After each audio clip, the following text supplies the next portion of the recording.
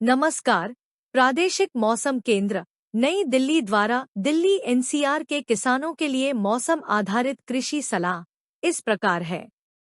दिल्ली में 9 सितंबर को आसमान में आंशिक रूप से बादल छाए रहेंगे। दोपहर बाद शाम के समय कहीं कहीं पर बहुत हल्की से हल्की वर्षा होने की संभावना है।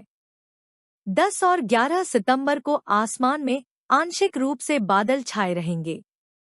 दिल्ली में आज अधिकतम तापमान 34 से 36 डिग्री सेल्सियस तक रहने का अनुमान है, जो कि सामान्य से 1 से 2 डिग्री सेल्सियस अधिक रहने की संभावना है। अगले 2 दिनों में इन तापमानों में कोई विशेष परिवर्तन होने की संभावना नहीं है। आज दिल्ली में न्यूनतम तापमान 25.2 डिग्री सेल्सियस दर्ज हुआ, जो कि सामान्य रहा। अगले 2 दिनों में इन तापमानों में कोई विशेष परिवर्तन होने की संभावना नहीं है। मौसम के पूर्वानुमान को देखते हुए किसानों को सलाह दी जाती है कि धान की फसल इस समय मुख्यतः बाली बनने वाली स्थिति में है, अतः फसल में कीटों की निगरानी करें।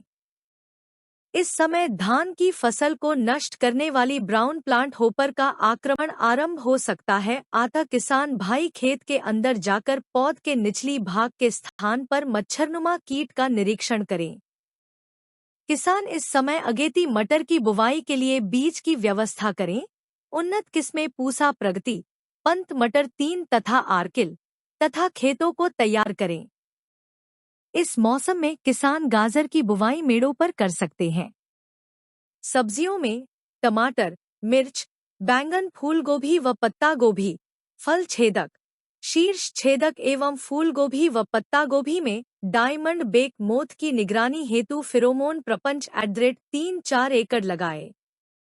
किसानों को सलाह है कि इस समय सरसों, सागपूसा साग 1, मूली समर लौंग चेतकी, पूसा चेतकी, पालक आल ग्रीन, पूसा ज्योति तथा धनियापंत हरितमा या संकर किस्मों की बुवाई मेड़ों, उथली क्यारियों पर करें।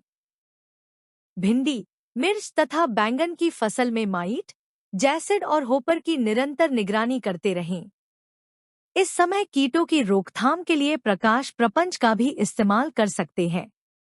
इसके लिए एक प्लास्टिक के टब या किसी बर्तन में पानी और थोड़ा कीटनाशी मिलाकर एक बल्ब जलाकर रात में खेत के बीच में रखे दें। कृपया लाइक, शेयर और सब्सक्राइब करें। धन्यवाद।